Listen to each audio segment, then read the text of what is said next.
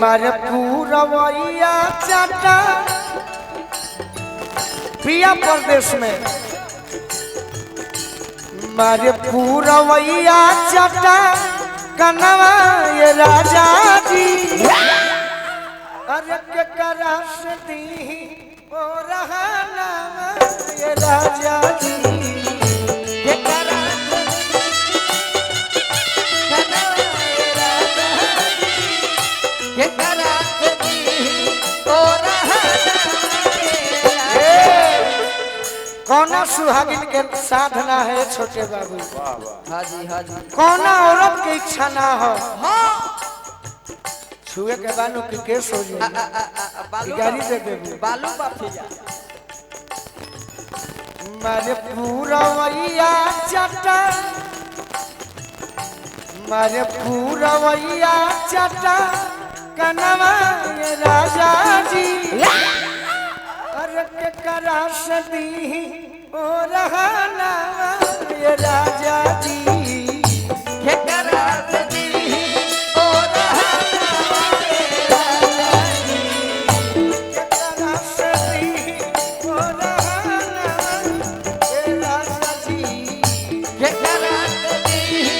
ओ रहा नावा रतिया सुहानी तुझे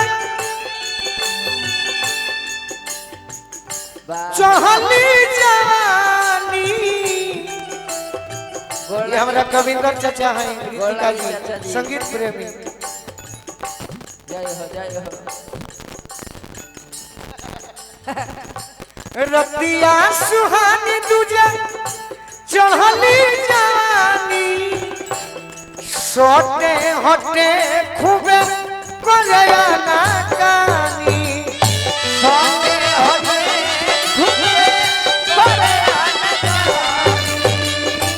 सोते होते खूबे कोलया ना कानी वाह वाह ओ जबे टटा तुबे काहो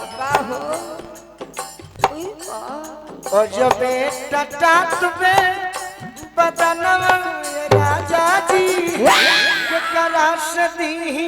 ओ रहा नावा ये राजा जी के करास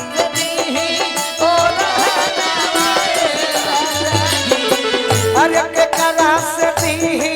ओ रहा नावा ए राजा जी के करास दी ओ रहा एगो लय परिति का नियमन नाची है बाबा बाबा नर नाने शुरू से वाह वाह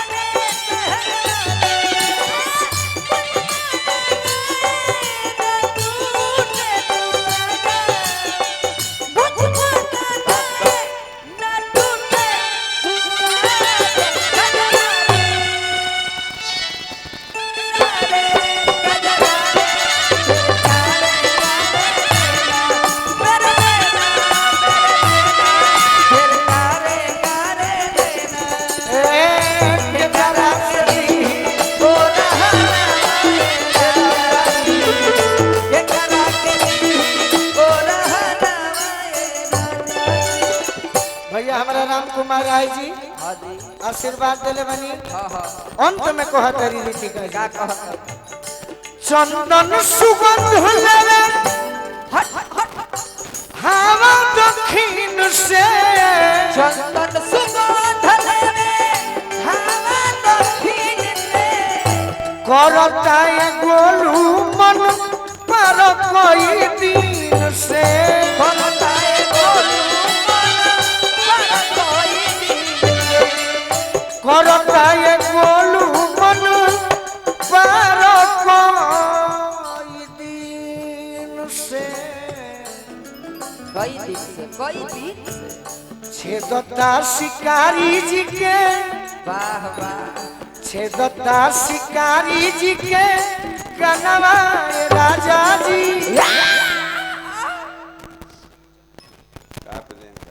हमारा चाचा बानी चंद्रकेश सिंह जी मोहम्मदपुर से आशीर्वाद दिले बनी जय हो कि छेदता शिकारी जी के अरे गनवा ए राजा जी ई राजा जी के करासती ओरा गनवा ए राजा जी के करा के दी ओ रहना ए राजा जी के करासती ओरा गनवा ए राजा जी के करा के दी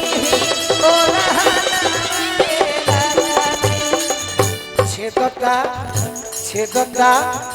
छेदता शिकारी जी के गनवा ये राजा जी